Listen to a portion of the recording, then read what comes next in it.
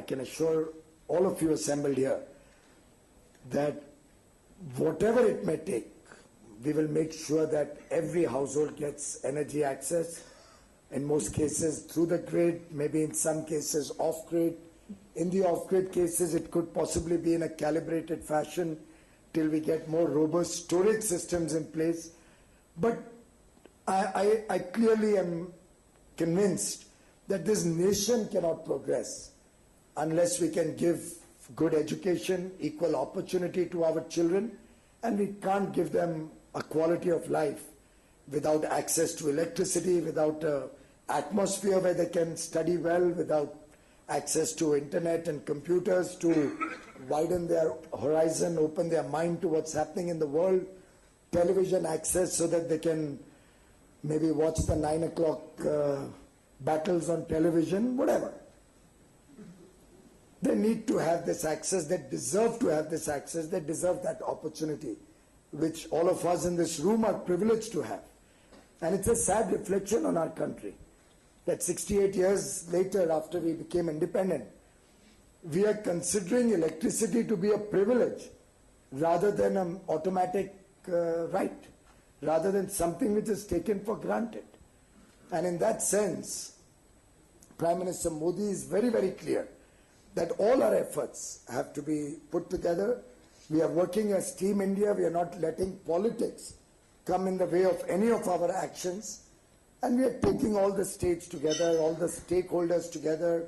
Industry is a part of our endeavors. Consumer organizations are a part of all our stakeholder consultations. And I'm very confident.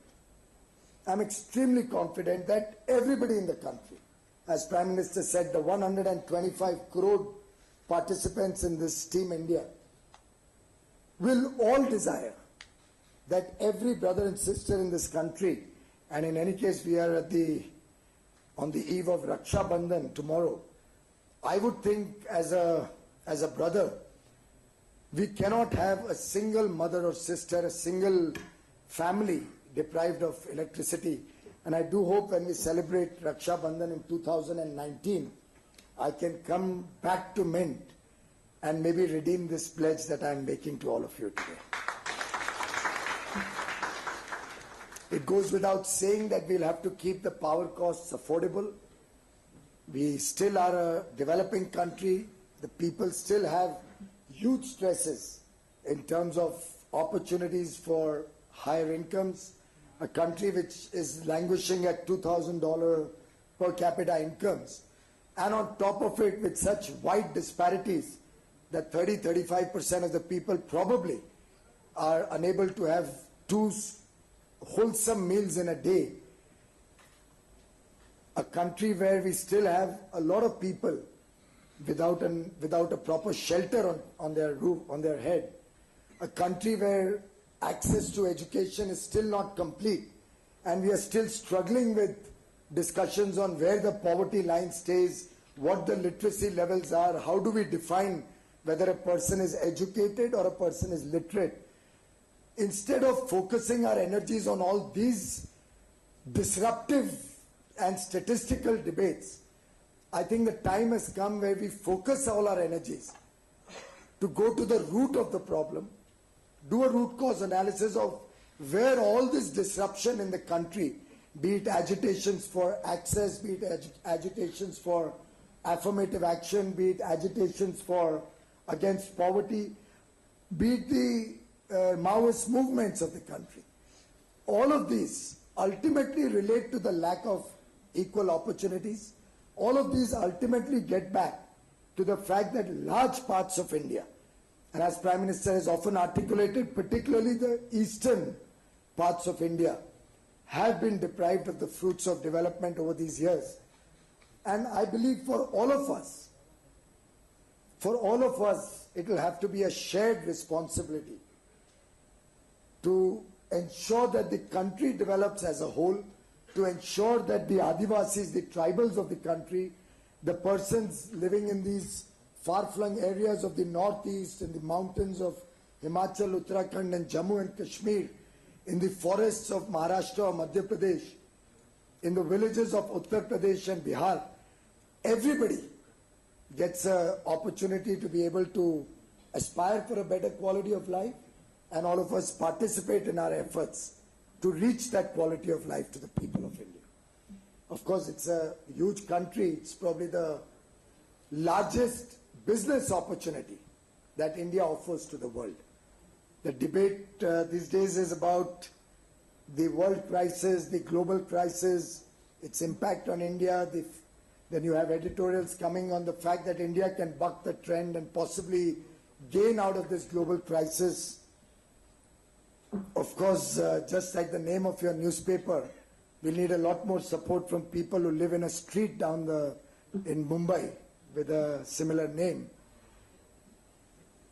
But I believe everybody will have to participate in this effort to bring growth back into India, to make people, enable people to be able to afford homes, to be able to afford electricity, to be able to benefit from fruits of greater growth in terms of jobs, working opportunities, in terms of greater exports, in terms of more production within the country.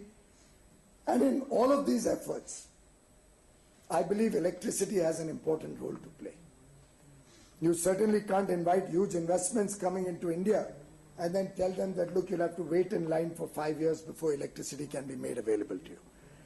You certainly cannot hope to provide an opportunity against the global trend, particularly considering we have 1 billion plus people looking for more, looking for adequate infrastructure, looking for better life, unless we can start with the basic home and a basic electricity in their homes.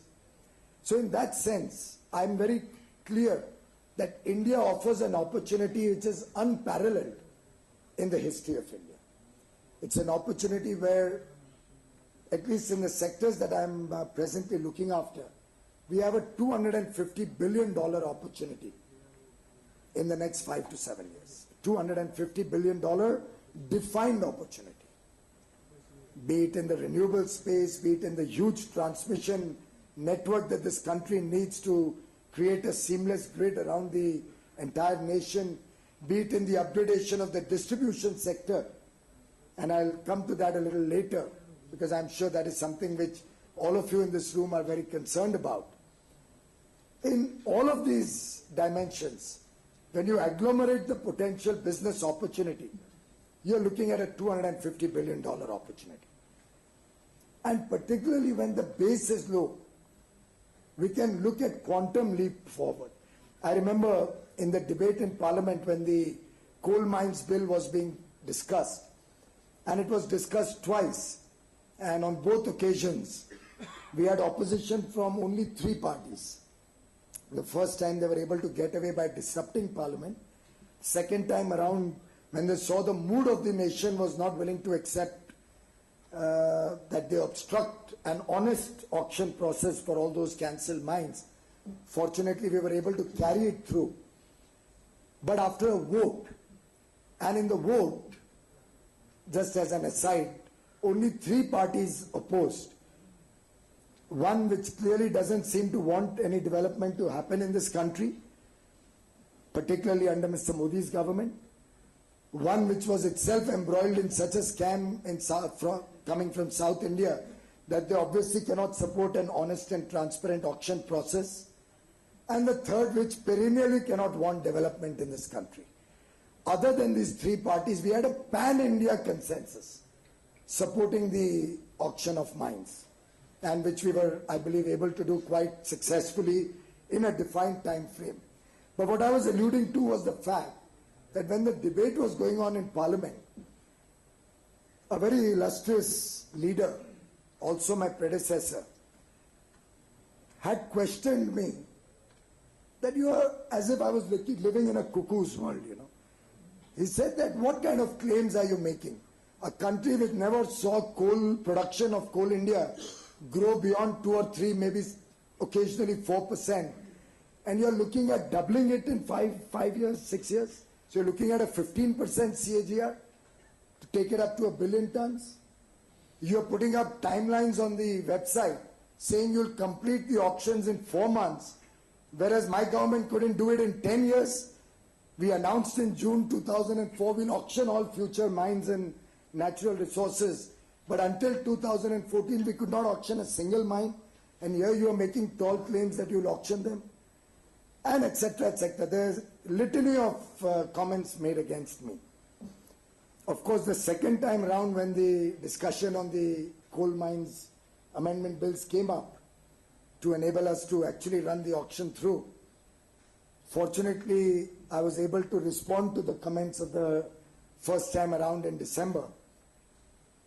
And I was able to do it with facts. I was able to say that Prime Minister Modi's decisive leadership can even empower a company like Coal India to add 32 million tons in a single year, far more than what was added in 4 years before Modi ji came on this field. So 10 to 14, you add 31 million tons in 4 years of coal production in India. We add 32 million tons in the first year. This year we hope to add over 50 million tons. And I'm now straddled with the situation that when I land at Kolkata airport this morning, I had the Coal India chairman to receive me, not out of protocol, but out of his concern, what do I do with the coal? I'll have to cut down production. He says if any IAS officer or any officer from a government in the States calls me up, I think he'll want to ask me about some problems in coal. But the only calls I'm receiving is stop sending any more coal. And the railway minister the other day in a program we were having in the railway ministry on the site tells me, Piyush, I need to move more coal. My revenue targets need 30 million tons of coal more to be moved. Help me get some additional cargo through the coal system. It's all possible. And Mr. Padmanabhan will recall when I was in the opposition, I used to often be in debates where I was asked, should we privatize PSUs? Should we completely denationalize all these public sector companies? And I remember on more occasion than one, I am on record, even before I came in government, that it's not a question of the nature of ownership of a corporation or even of the government. The nature of ownership does not matter. It's leadership and vision that defines the success or failure of a company or of any entity. It's not about whether it's owned by a private entity or a government entity. It's not at all about whether governments can perform because of the constraints that they work in or they are doomed to fail. So it's not as if we haven't had private sector companies which have one after the other failed the nation. After all, most of the stress that industry has caused to the system, the banking system today, we may have certain issues with the DISCOMs, but which we are confident can be resolved. But some of the private sector problems are actually irreconcilable. They relate back to integrity issues. They relate back to issues where over a period of time corporations could not succeed but for rent seeking from the government. And in that sense it clearly, and this performance of Coal India, of NTPC, and most of the PSUs under these power and coal and renewable energy ministries have demonstrated their ability to perform, to excel, to meet the needs of the nation, irrespective of any challenges they face as a government company. I mean, NTPC yesterday has done the highest production in a single day in this year. And that was also one of the first calls I got when I landed in Kolkata today. The chairman says, congratulations. I said, I don't know what's happened. And he says, we've done the highest production in NTPC plants in a single day yesterday. And all of these things, ladies and gentlemen, are possible in the government system. It requires sincerity of purpose. It requires the teams to feel empowered, to feel motivated. And while they were doing these record-breaking production, whether in coal, whether in power, whether in renewable energy, whether in transmission, along with that, in the last 9 or 10 months, the PSUs and their officials in this period, as a part of their corporate social responsibility, only under these three ministries, have set up 122,551 school toilets. 122,551 toilets. in various schools across India. And most of them not in states like Maharashtra or Gujarat or Karnataka, where it's much easier to quickly set it up. Most of them in eastern India, northeastern India, Jammu Kashmir, Himachal, Uttarakhand, forests of Telangana and Andhra Pradesh, across the length and breadth of the country. In fact, my own state, Maharashtra, 0. Probably because some other companies may have taken that, or they may not have needed much. But the commitment of each of those officers and employees, it's remarkable. The enthusiasm that we are giving back to society, that we are doing something for the lesser privileged. These are all government schools in rural areas, and we are all concerned about the girl child, about child dropout. And why I'm mentioning it to you is because I relate all of this also to the security of India. After all, till when are we going to leave these people deprived of these basic amenities? How are we going to have the girl child come to school and stay in school if we don't have adequate and reasonably good facilities for the young girls in school, particularly as they go through 5th and 6th standard and beyond? And why this subject is very dear to me, and I was the most happy minister when Prime Minister Modi announced this program on 15th August 2014. And that's the day I announced that we will do 100,000. I had not even thought how we'll do it. And imagine in government you need to tender each one of those. So there were tenders floating around the whole system. And we not only did 100,000, we exceeded that by 22,000. I had actually taken a little more as a backup so that I don't fail my 100,000. But Prime Minister Modi doesn't take failures easily. And I'll give you a small aside just to tell you how seriously this project was being done. We were in a meeting to discuss the DISCOM stress in the Finance Minister's chamber on 14th August. 14th August, ladies and gentlemen. And 15th August was the deadline that was set by the Prime Minister. And in the middle of the meeting, the Honorable Finance Minister picks up the phone and he says, "Get me State Bank chairperson." I said, wow, I mean, I've really hit home. Finance Minister seems to be taking action straight shot on my story on the DISCOMs. I don't know whether it's proper for me to share this, but it only will demonstrate to you that when Prime Minister says we have to be accountable to the people for our promises, and we have to monitor what is happening to ensure success, that he picks up the phone and he says, "Arundhati, there are these 108 toilets that State Bank is still lagging behind. And what is the status of those toilets? Will they be completed by tonight?" And she assured him on that phone that, "Yes, sir, they will be completed. My guys are on the job." 108 toilets, ladies and gentlemen, out of 430 odd thousand. That is the level of commitment when a promise is made. That is the level of monitoring that all of us are expected and are doing. And that is what we believe we are accountable to the people of India for.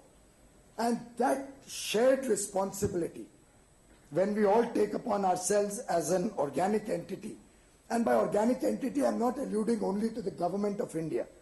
I'm also not alluding only to the central government, state governments, or let's say governments in general, and its bodies along with it. I believe it's all of us. I mean, can you for a moment imagine if we could have a day where instead of sensationalizing any and everything that happens in this country, we could possibly have a day where some good is also informed to the people.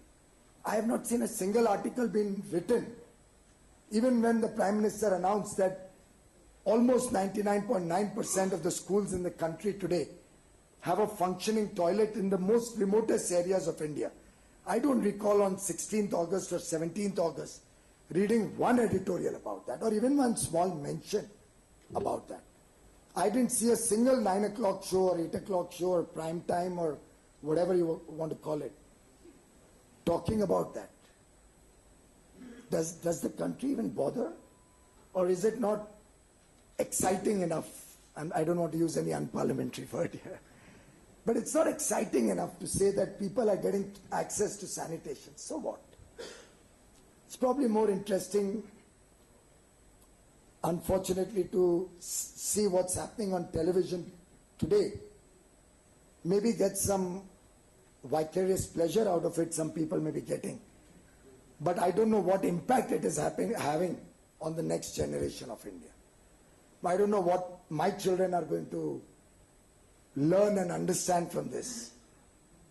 I mean, after all, if one was to look back, and I'm sorry, I'm at a media event and I'm taking the liberty at great personal risk to highlight this, but I draw your attention to the attack on the World Trade Center in New York 13 years ago or 14 years ago.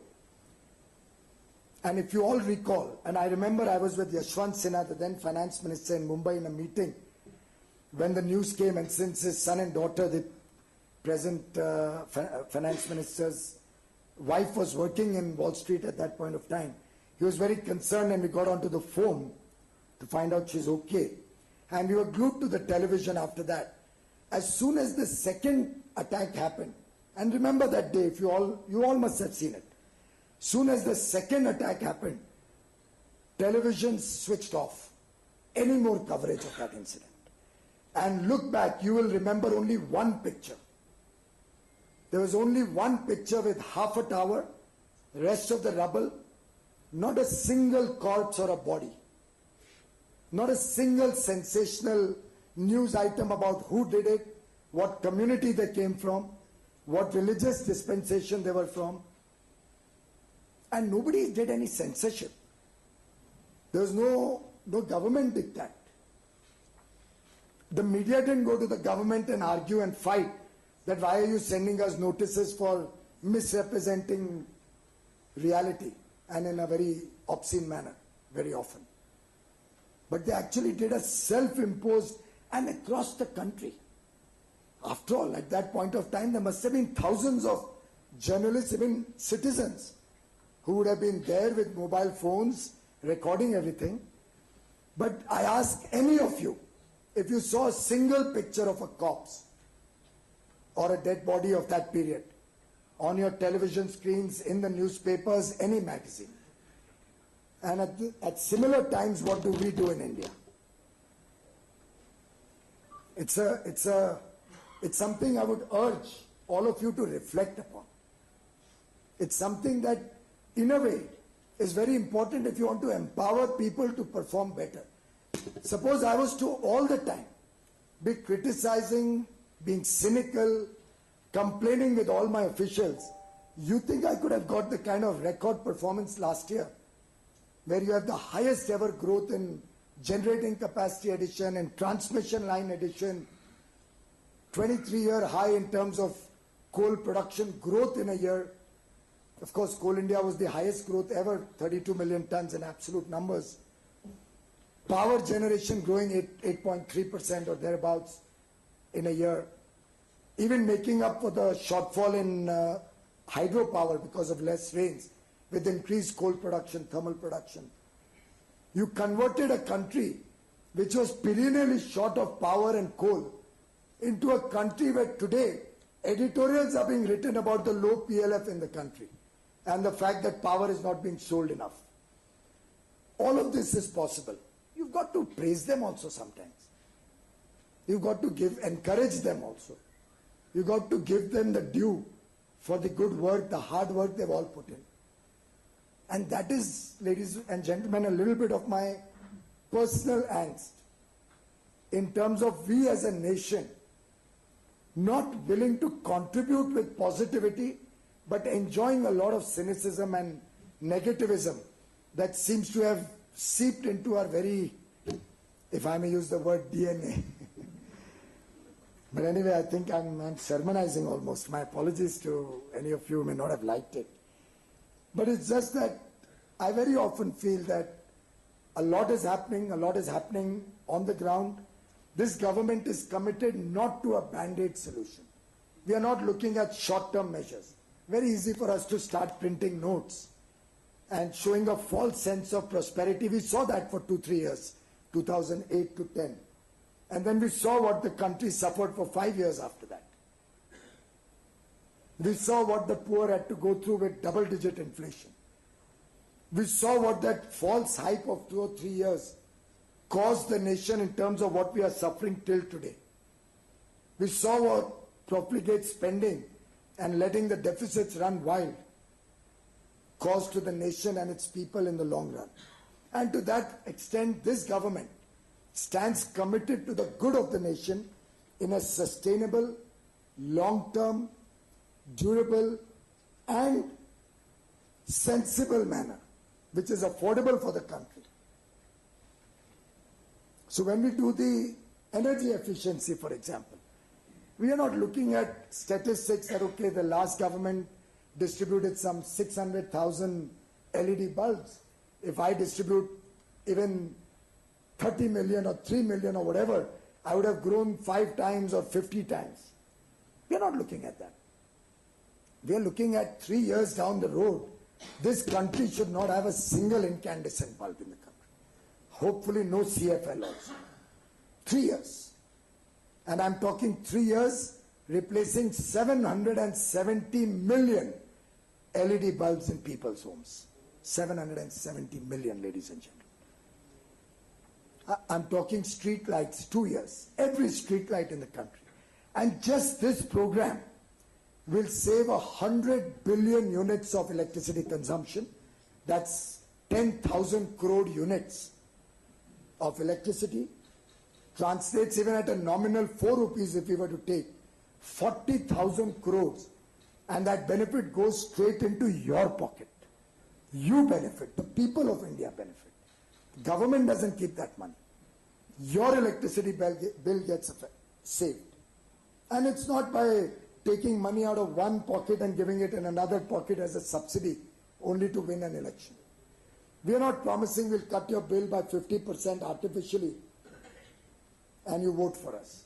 Ultimately, when you cut that bill, you're paying for it from some government exchequer, which is taxes paid by all of you. So what's that? Stealing from Paul to pay whatever that is. But the fact is that what we are looking at is environmentally friendly. We would have avoided nearly 22,000 megawatt of coal generating power plant capacity only by the replacement of LEDs in this country. And the impact in terms of carbon emissions is nearly 60 million tons of carbon equivalents per year.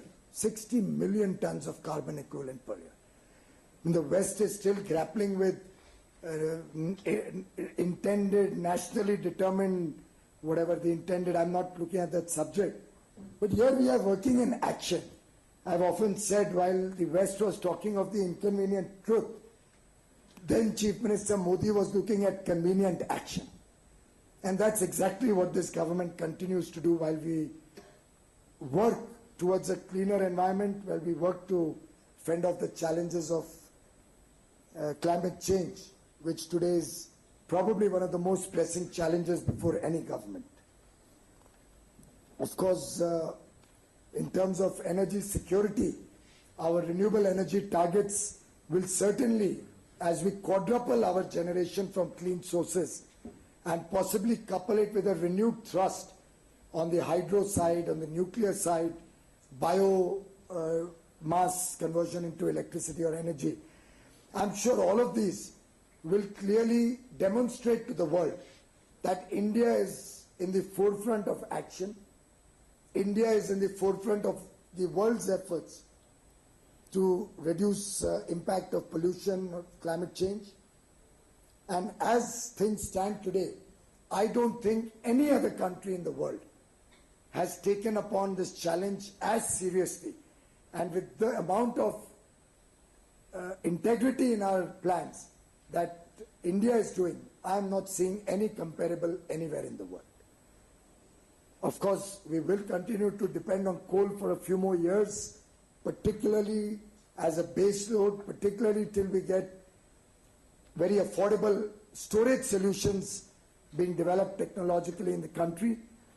But at the base, our intention and our effort to tackle the curse of climate change is demonstrated by the serious action on the part of the government, all the stakeholders in the system. And I assure you, ladies and gentlemen, we will become the world's largest producer of renewable energy 7 years from today. And no power on earth can either stop it, and no deterrent, irrespective of any support we get or don't get from the developed world, irrespective of the fact that the people who polluted this world for the last 150 years and threw all this carbon into the atmosphere while they developed their nations, its infrastructure, homes, industry, jobs, high per capita incomes, while the energy was cheap, and are today sermonizing on how the world should look at clean energy, despite the fact that no support is forthcoming almost from any of them. India stands committed to this goal. We look at it not only as a commitment towards the environment, but an integral part of our energy security going forward. And I'm very confident that responsible newspapers such as the Mint and your sister papers like Hindustan Times will certainly monitor our work, hold us accountable to the commitments we are making to the nation, but also recognize this work as each of the people, and I have many colleagues here in this room who are working towards making all of this happen. One of the star performance on renewable energy is by the solar sector, where Tarun Kapoor, our JS Solar, is here today. A person who relentlessly is working, I would say, not less than 16, 18 hours a day to make this mission on 100,000 megawatt of solar happen in the defined time frame with a passion, with a commitment. It's not a job for him anymore. It's not a job for Upendra Tripathi, the Secretary MNRE. It's something they probably live and breathe and dream of.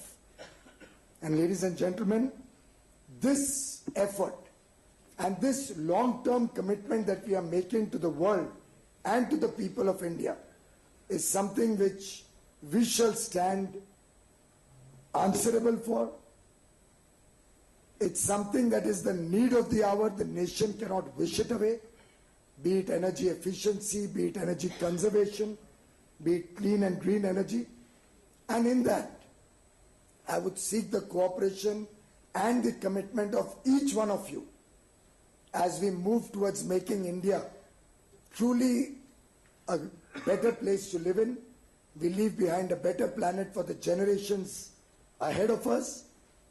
And we all pledge to be a part of this mission to provide 24/7 power, affordable power, to every citizen of this country, to every industry, to every business of this country, provide our farmers adequate power so they don't have to suffer the kind of agrarian distress that we see very often in the country, and bring about a revolution in our thinking, in our behavior, in our efforts to meet the aspirations of the billion people of India, of our brothers and sisters in the remotest parts of India, particularly the persons who have been deprived for 68 years.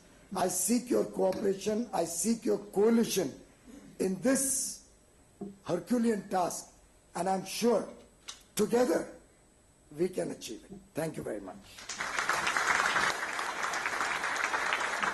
Thank you very much, Mr. Goyal. We have a small little ceremony that we'd like you to be part of.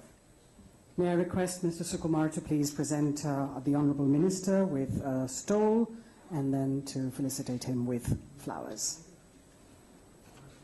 Thank you very much, sir, for your inspirational words, and more power to you. And we hope that we'll be able to share in that power too. Thank you. Thank you very much, sir. Ladies and gentlemen, we move on to our third and final segment of this evening's program, and it is the panel discussion on renewable energy, the push on renewable energy sources with the intent to reorder India's energy mix. And I know that this is gaining pace. So our third panel will discuss the challenges for green energy with the country's target of adding 175,000 megawatt of green power by 2022. So I'd like to invite our eminent panelists to kindly take their seats up on the dais. We'll begin with the bureaucrat who's known as the solar bureaucrat, Mr. Tarun Kapoor, responsible for helping India achieve the ambitious target of 100,000 megawatt of solar power by 2022, the Joint Secretary in the Ministry of New and Renewable Energy. Mr. Inderpreet Wadhwa, founder and CEO Azure Power, with 20 years of experience in technology and infrastructure businesses. He founded Azure Power in 2007. Sambitosh Mohapatra, partner at Power and Utilities PricewaterhouseCoopers, India, has an exhaustive experience in the power and utilities domain in geographies across South Asia, India, Africa, and West Asia. Radhika Khosla, fellow at the Center for Policy Research. Radhika's research interests are in energy efficiency with a focus on the buildings sector and the broader linkages between energy and climate change in India. And Vikas Daura, Managing Director, Sustainable Investment Banking at Yes Bank. In addition to heading the Sustainable Investment Banking Division, he's also an opinion leader in the green and renewable energy segment. To moderate and steer this discussion, we have Utpal from Mint.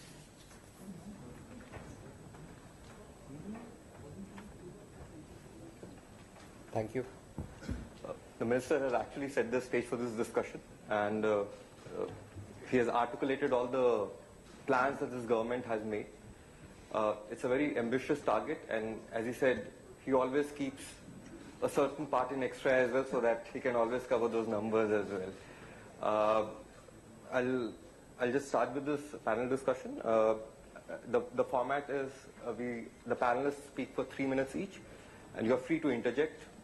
I'm here to keep the time. We start with Mr. Tarun Kapoor.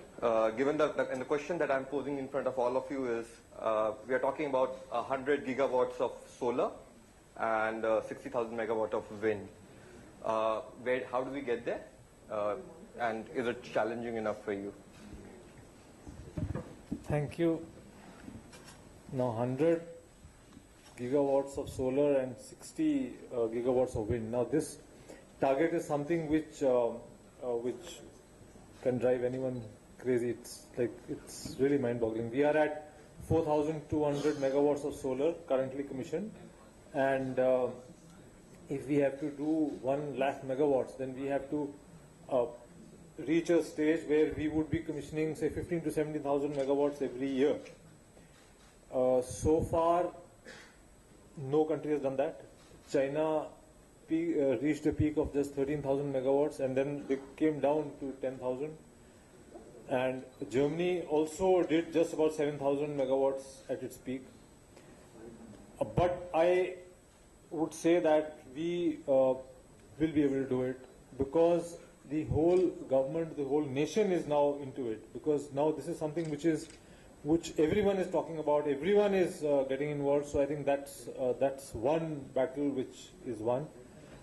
The main challenges associated with this large target are transmission, financing, distribution companies' ability to buy this power, and supplies, manufacturing, and developers coming forward. So what I see is that there are enough developers, there is a lot of interest. This announcement itself generated a lot of interest all over the world. So we had all these large companies coming to India, and they want to invest. Transmission, here I would just give the credit to the Honourable Minister and the Power Ministry, because Power Ministry being with renewable, that has helped. So that's what has given the confidence. We now know that transmission is not a concern, it's going to happen. And whenever we announce some solar park or announce a large project, immediately Power Grid is there, and Power Grid with very confident message comes forward, and they say that we'll do it, we'll do it in time. So that is a big issue which is taken care of. Financing, we need financial institutions to come forward. I think that confidence is now building in. international investors are coming in, and that's why I think that this will happen. Distribution companies, earlier they were all reluctant. They didn't want to buy this kind of power. Now with scale, the price has also come down. So we've seen price of 5 rupees, 5 paisa and all being bid. So that confidence is also coming in. So overall, I see a lot of confidence coming in, and therefore I think we should be able to do it. Right. You talked about financing, and you said that it's one of the, when you talked about transmission financing and the state of DISCOMs. But DISCOMs is a subject that I would bring